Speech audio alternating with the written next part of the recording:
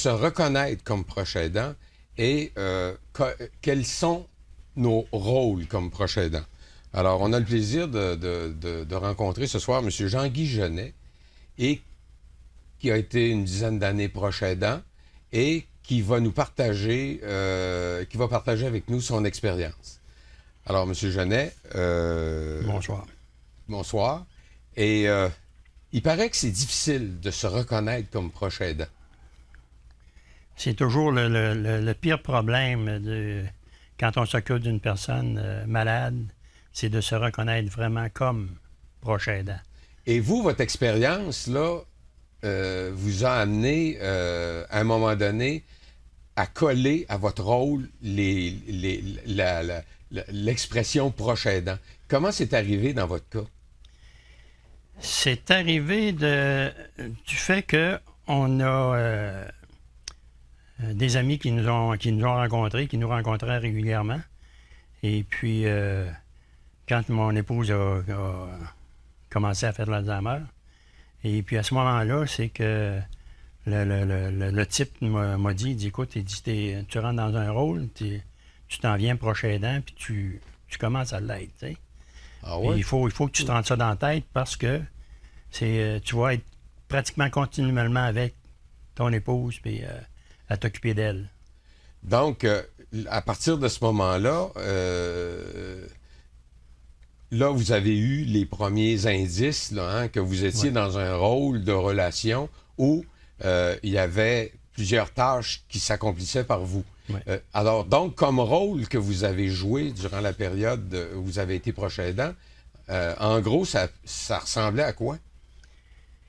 On s'est entendu qu'on dit le rôle du proche aidant, mais ce sont les rôles du proche aidant. Parce que on fait tout, là. C'est important que la personne malade se sente appréciée, puis soit en forme, soit bien, tu sais. Alors, à ce moment-là, ben, on tient le rôle d'accompagnateur, d'époux-épouse, d'infirmier, infirmière, de voyageur, de tout, tu sais, puis de s'occuper de l'hygiène de la personne. En tout cas, on fait tous les rôles.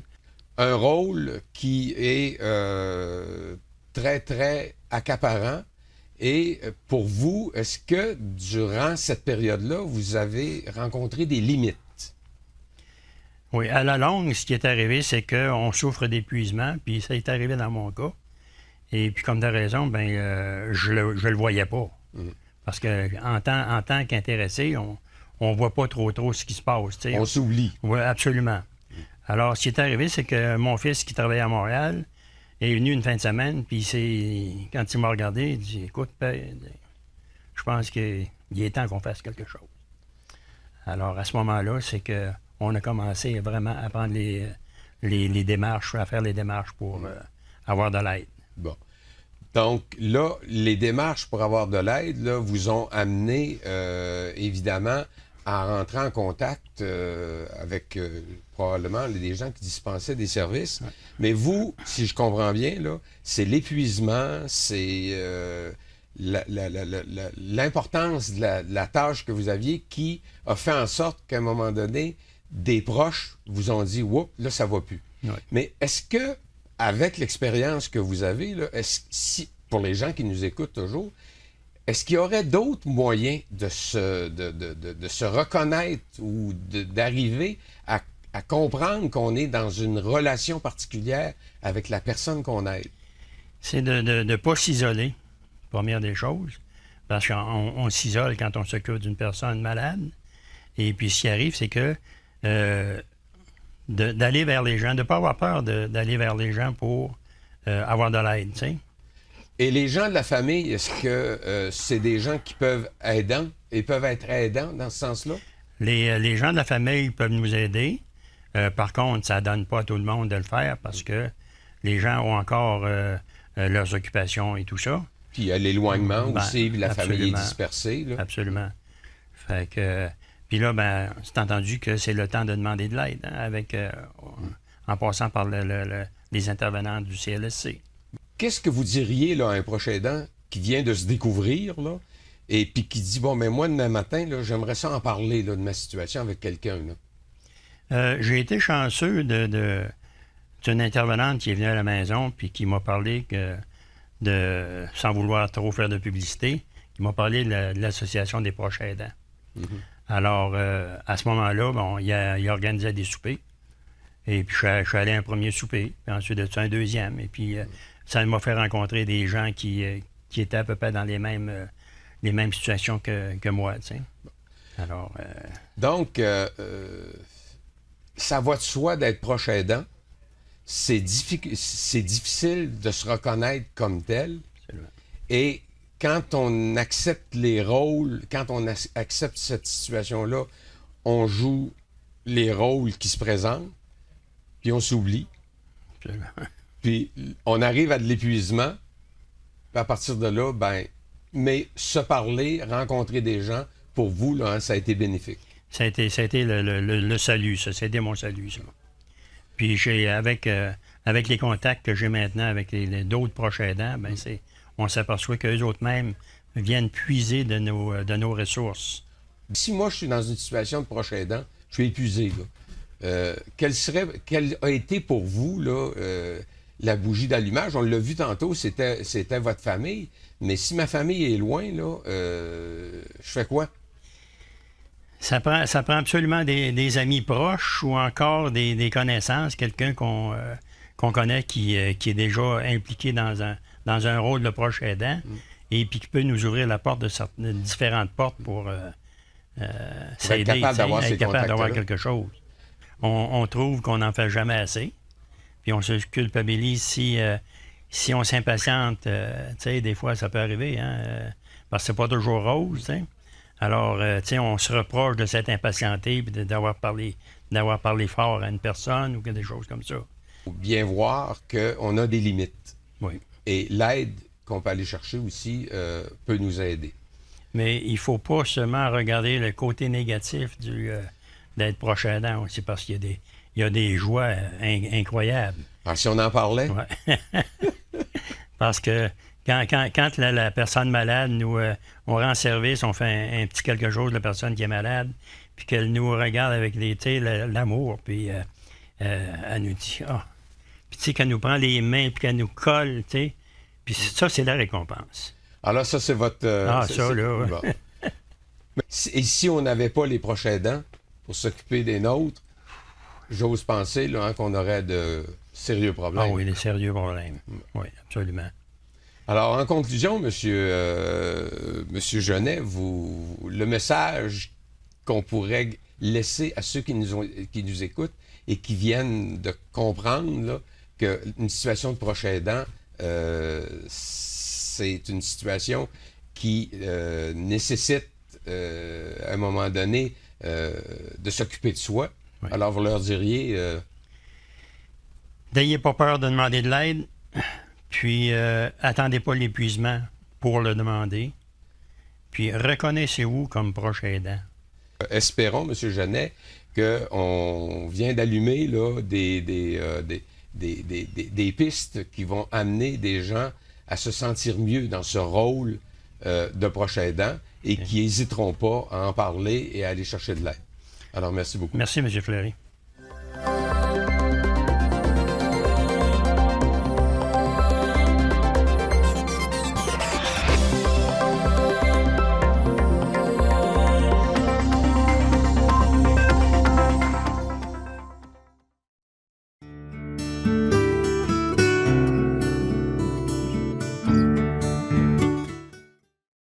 Alors, la mission du Hello, c'est de briser l'isolement et de favoriser le maintien à domicile. Nous, on a vraiment les personnes âgées, perte d'autonomie, les personnes malades, handicapées, santé mentale et les familles en difficulté. Alors, il y a tout le côté au niveau de nos bénévoles, de l'entraide communautaire. Alors, c'est beaucoup d'accompagnement de transport vers les hôpitaux. On est accrédité, nous, par le ministère de la Santé, mais avant, c'était l'Agence de la Santé et des services sociaux, pour vraiment faire des transports pour des soins de santé. On on a un service de papates roulantes. On ne dessert malheureusement pas toutes les municipalités dans le comté de Portneuf, mais où est-ce qu'on a des services bénévoles en tant que tels. Mais il y a certaines municipalités qui ont un service de papates roulantes. Alors, on a un traiteur qui nous prépare les dîners. Les gens reçoivent directement à la maison, à domicile, des repas chauds. Il y a tout le côté là, entreprise là, qui vraiment, on a des employés dans tout le comté de Portneuf qui vont faire l'entretien ménager, la préparation de repas. On a des personnes aussi qui font des soins à la personne. C'est sûr qu'on a des services de répit du côté de l'entraide communautaire. Je vais laisser aller Annie là-dessus. Oui. Moi, je vais plutôt vous parler des services de répit qu'on a développés avec des projets avec l'appui de la capitale nationale. Oui. Alors, ce sont du répit qu'on donne aux proches aidants, d'aînés. Alors, il y a différentes problématiques là, qu'on traite, là, mais la plupart sont accessibles là, à avoir du répit. Ce sont des projets pilotes. Ça peut se faire de différentes façons. Ça peut être des services de 8 heures, ça peut être des services de 4 heures. On a un minimum de 2 heures à donner là, chez le client. Alors, on y va vraiment avec la demande des clients. Qu'est-ce que le client a besoin? Et le client, dans ce cas-là, c'est le prochain. Nos employés, pour ces projets-là, on les a fait former par la Société d'Alzheimer 21 heures. Ils ont déjà des formations de RCR. Ce sont des employés qui sont déjà formés. Avec le projet que l'on a fait, ils ont le droit à 96 heures de répit pour l'année. OK. Alors, il y en a, bien, dépendamment de la problématique, si le client est vraiment avancé dans la maladie, le proche aidant il est vraiment débordé, fatigué, bien là, on va y aller plus fréquent. Il y en a d'autres, c'est plus étendu dans le temps. Nous, ici, les clientèles peuvent téléphoner directement ici. Alors là, ils nous demandent et on va leur répondre.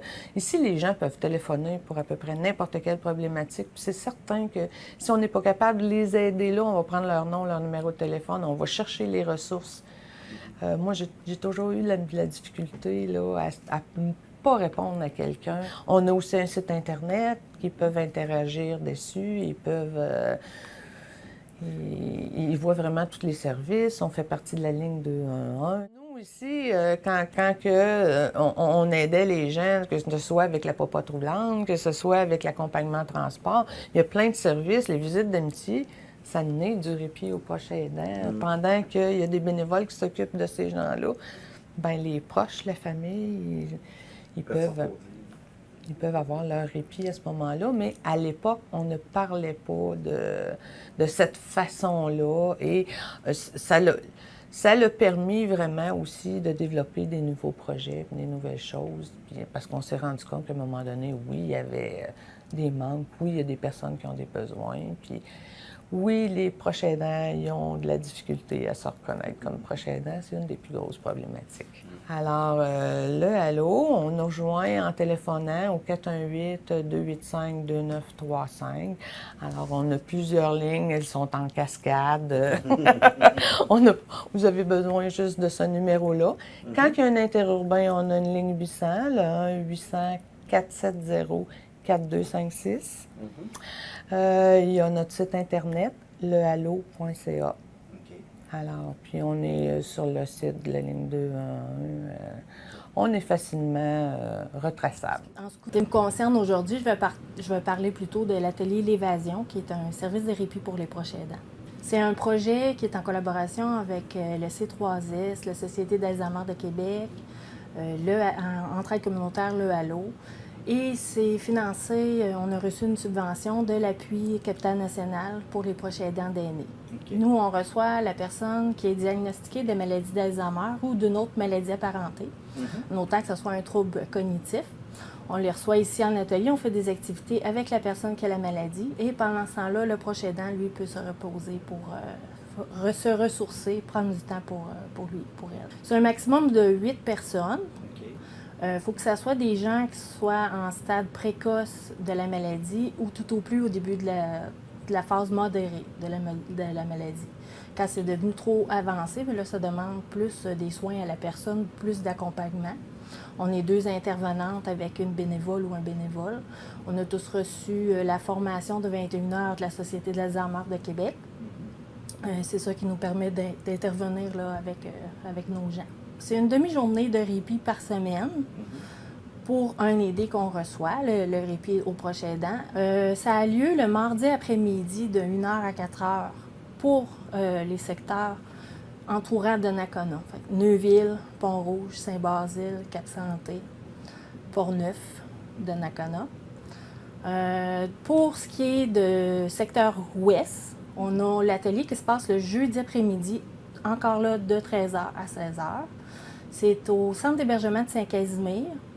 Et là, c'est pour les secteurs Deschambault, Saint-Marc, Saint-Casimir, Saint-Tubal, Saint-Uribe, Saint-Alban. C'est certain qu'une personne qui vit avec la maladie d'Alzheimer, il ne faut pas rester trop longtemps pour une activité. Il faut qu'on essaie de faire un maximum de 15-20 minutes par activité.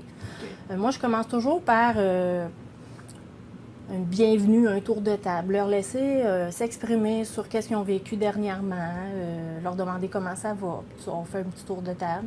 Après ça, j'ai toujours soit un article effet divers, des diaporamas. Et comme ça s'appelle l'atelier L'Évasion, bien moi, j'ai pris vraiment ce nom-là. C'est pas moi qui l'ai trouvé, là, c'est au début du projet. Comme une période pour s'évader. On sort de notre domicile, tout ça. Fait que là, moi, je les emmène en voyage. Comme là, je vais faire des thèmes. Ça peut être vraiment sur un sujet comme aujourd'hui, ça va être axé sur Hawaï. J'ai pris comme thème Hawaï. Fait que je vais leur montrer des images d'Hawaï et tout ça. Il y en a qui ont eu la chance de voyager, donc ça va leur ramener dans les souvenirs. Il y en a d'autres qui n'ont pas eu la chance, mais avec Internet aujourd'hui, on est chanceux, on peut avoir des images facilement, tout ça, de plusieurs endroits dans le monde. Fait qu'il y a souvent articles et faits divers. Ça peut être des activités culinaires avec eux autres. Des activités qui bougent. C'est pour ça qu'on demande comme critère aux participants qu'il y ait quand même une bonne condition physique. Parce que moi, ma collègue, on a fait une formation avec Vie Active qui est des activités adaptées pour les aînés. Puis ça arrive là qu'on fait une section vraiment dans l'après-midi où est-ce que là, on va faire des activités qui bougent. Il faut que la personne soit capable de se mobiliser quand même un peu. Elle peut avoir un appareil de marche, il n'y a pas de problème. Là. Ça peut arriver qu'on fasse des sorties à l'extérieur aussi. Là, à ce moment-là, le répit est rallongé un petit peu. Parce qu'on va commencer plus vers 12h30 jusqu'à 4h30 à peu près là, quand on fait des sorties. C'est arrivé au printemps, on est allé visiter une galerie d'art. C'est la galerie d'art Suzanne Claveau à Port-Neuf. Puis Suzanne Claveau nous a reçus, elle nous a fait visiter sa galerie, elle nous a expliqué un peu ses œuvres. Et il y a d'autres artisans qui sont là-bas aussi qu'elle nous expliquait. Puis ensuite, on avait une initiation à la peinture avec eux qu'on a réalisé une œuvre collective en groupe. Fait que chacun notre tour, elle a assisté la personne à comment appliquer avec le pinceau. Elle avait déjà prédessiné sur le tableau. Puis là, les gens se levaient chacun leur tour et décidaient lequel qu'ils voulaient remplir. Un peu comme un coloriage, mais pour eux, avec la peinture, c'était une nouvelle expérience. C'est pas parce que les gens ont la maladie d'Alzheimer qu'ils sont pas capables d'apprendre des nouvelles choses. Puis si ça a déjà arrivé dans leur vie qui ont peint sur une toile, encore là, ça les ramène dans leurs souvenirs. Ils sont toujours heureux de faire des nouvelles activités. Puis en début de maladie, quand la personne, ça devient un peu trop avancé, là, nous, on va faire un accompagnement avec le proche aidant pour la suite, soit plus d'avoir un répit à domicile ou dans le fond, les relocaliser à une autre ressource disponible pour eux, c'est ça. Puis encore là, je suis là aussi pour faire de l'écoute, donner conseils, donner les autres ressources disponibles. On se fait beaucoup par téléphone. Quand on se rencontre en début, quelqu'un m'appelle, puis j'aimerais ça que mon mari vienne participer à l'atelier L'Évasion. Moi, je prends quelques informations, je cédule un rendez-vous avec le couple. Je vais les rencontrer à domicile parce que ça me permet, quand je vais dans leur milieu à eux, de voir, mettons, justement, il y a des toiles sur les murs. Est-ce que c'est monsieur qui a fait ça? Je m'informe. Ça me permet de voir dans quel milieu de vie c'est ça. Exactement. Puis là, à ce moment-là, on remplit ensemble l'inscription. Il va y avoir des petites questions au niveau de la santé aussi. L'histoire de vie, ça me permet de savoir à quel endroit il est né, qu'est-ce qu'il a fait comme métier dans la vie, toutes ces choses-là qui vont me permettre à le ramener pendant les ateliers.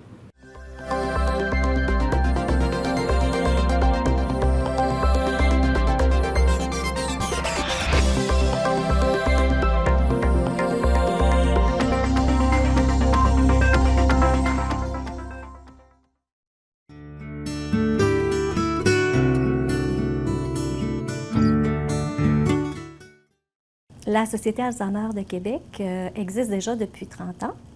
Donc, c'est un organisme sans but lucratif et on offre des services aux personnes qui sont touchées, évidemment, par la maladie d'Alzheimer, mais également des maladies apparentées.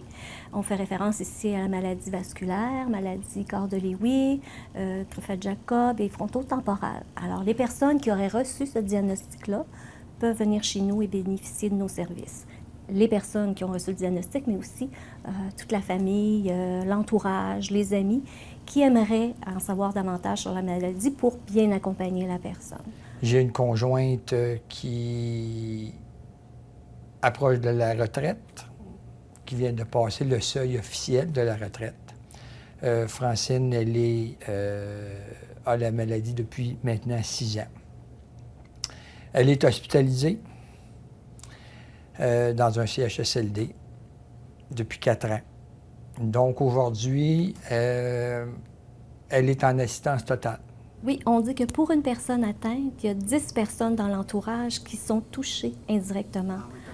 Alors, effectivement, il y a le proche aidant qui, lui, est là constamment, mais il y a les enfants, les petits-enfants, le beau-frère, la belle-sœur, les amis qui sont tous à un moment donné confrontés à la personne qui ont la maladie et qui sont souvent déstabilisés par rapport au changement chez la personne. Alors, pour la région de Portneuf, actuellement, évidemment, les interventions téléphoniques et suivi téléphonique, ça s'adresse à la population de Portneuf également. Les rencontres individuelles, que ce soit à domicile ou au CLSC, des rencontres familiales aussi. Parfois, les proches ou la personne atteinte dit « J'aimerais bien que tout le reste de la famille puisse être présent lorsque vous expliquez l'impact de la maladie, parce que moi, je le comprends un petit peu mieux. J'aimerais ça que les autres le comprennent aussi mieux. » C'est possible, et puis on s'adapte aussi un peu à l'horaire des gens. Alors, c'est possible aussi le soir là, ou après le travail là, pour rencontrer les membres des familles qui sont encore sur le marché du travail. Oui, je savais, on m'avait donné de la documentation sur la société. J'étais venu voir un petit peu les services qu'ils m'offraient, mais avant de demander des services, ça a pris un bout de temps. Ça a pris un bout de temps. Il a fallu mettre l'orgueil de côté, puis il a fallu, naturellement, quand le niveau est arrivé juste un petit peu plus que là, au bord de craquer, ben là, tu retournes, puis tu dis, ben, pourrais-tu avoir de l'aide, là, parce que là, je suis plus capable. C'est quoi? C'est notre drame de toujours attendre. Effectivement, ça peut, c'est sur une durée de 8 à 12 ans qu'on peut accompagner un proche qui a la maladie. Au début, nos interventions se font souvent avec les personnes qui reçoivent le diagnostic en début de maladie. Mais compte tenu des problèmes cognitifs, c'est beaucoup plus la famille là, qui rentre en ligne de jeu et là, qui interviennent auprès de la personne et qui demande notre aide. Donc, et oui, c'est quelque chose de longue haleine, hein, l'accompagnement pour les proches aidants. Alors, être mieux outillés, mieux connaître la maladie, avoir des meilleures stratégies quand ils accompagnent leurs proches, ça les préserve de l'épuisement qui guette plusieurs d'entre eux. Donc, c'est important de venir chercher des informations, de l'aide le plus tôt possible, de ne pas attendre d'être épuisé et d'être avancé dans la maladie. C'est certain que les proches aidants ont l'impression que, bon, sont capables, ils font ça par amour sur leur conjoint, leur conjointe, mais à un moment donné, ça devient lourd. Un service que j'aimerais aussi vous préciser, c'est le groupe de soutien d'information pour les proches aidants. On en a démarré un au printemps dernier. Alors ça aussi, c'est un service où est-ce que les proches aidants viennent chercher de l'information, mais en plus, ils peuvent échanger entre eux, partager des situations, du vécu, et ils peuvent avoir du soutien des autres personnes du groupe. Donc, ça brise l'isolement et ça crée des liens. Donc, on trouve ça important parce que les gens ont souvent l'impression, tout seuls à la maison, d'être les seuls à vivre cette situation-là.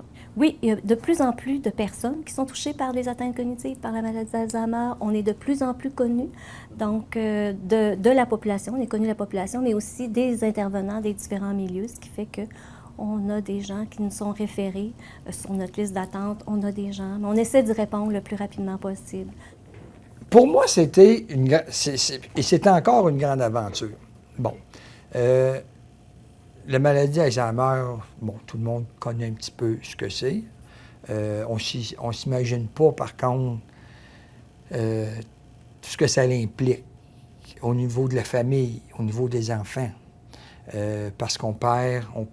la personne perd ses repères, mais nous aussi, on les perd parce que les amis s'éloignent, la famille s'éloigne, parce que là, on ne sait pas comment réagir, on ne sait pas comment leur parler. Fait que les invitations au souper disparaissent, puis on se ramasse souvent très seul. Ce que souvent, je tente d'apporter dans mon témoignage, c'est qu'on a besoin de leur appui financier pour la recherche, mais on a besoin aussi que ces gens-là aient un autre regard sur un aidant. Qui ne juge pas l'aider, dans le fond. Qui ne juge pas l'aider. Puis des fois, c'est juste une petite tape dans le dos que ça prend. Puis des fois, ben, c'est surtout d'éviter de faire, des fois, certains commentaires. Bon, on essaie d'aller chercher, de leur transmettre ce qu'un proche aidant peut vivre. Alors, c'est difficile de faire des deuils. On a tous entendu parler de faire un deuil parce que la personne est décédée. Bon, elle est morte, bon. L'Alzheimer, c'est des centaines de deuils qu'on fait à tous les jours. À chaque fois, on dit « Oh, OK, là, elle n'est plus capable de faire ça. Ah, ça, elle n'est plus capable. » Puis à un moment donné, tu dis « Bon, il ne doit plus en rester, là. » Et non. Ça déboule. Il t'en revient un. Je me rappelle, à un moment donné, Francine était placée. Je suis allé prendre une marche, je suis allé m'asseoir devant le château, écouter les amuseurs publics, ceux qui chantent. Et ça, c'était une activité qu'on faisait régulièrement. Et là, tu t'assois, tu entends des chansons qu'elle aimait, et là, tu fais comme « Ah! » Ça en a un autre que j'avais oublié de faire mon deuil, puis là, il vient te chercher. Alors, c'est ça, c'est continuel, c'est des deuils, puis tu sais que ça va descendre, mais tu fais comme « Ah! C'est encore ça aujourd'hui. » Ici, on a un centre de documentation très, très fastidieux, je vous dirais. Là. Les gens peuvent trouver beaucoup d'informations bien précises sur différents aspects en lien avec la maladie, que ce soit au niveau de l'alimentation, la communication. Alors, on a un site Internet, c'est le www.sociétéalzheimerdequebec.com. On y retrouve beaucoup d'informations sur la maladie, mais aussi sur la recherche. Où en sont les projets de recherche? Il y a des projets de recherche très importants au Québec. On a besoin de participants. Alors, les gens peuvent aller sur notre site et vérifier s'ils seraient éligibles pour participer à ces projets-là. On a des listes de ressources, des livres à consulter, des vidéos aussi à regarder. Il est très complet comme site. Les besoins spécifiques, on ne les connaît pas. Bon, on entend parler qu'on va avoir besoin de services juridiques, qu'on va avoir... moi, en fait, c'est le neurologue qui, le premier, me dit, bien, il faudrait penser à un mandat d'inaptitude. Là, tu fais comme, un mandat d'inaptitude, wow! Tu sais, ça ne rentre pas dans nos cadres, là, on n'est pas habitué à ça. Alors, on découvre en jasant que, il existe le service, parce que de nous-mêmes, lesquels on a besoin. Ce qu'on a besoin, c'est de se faire assurer.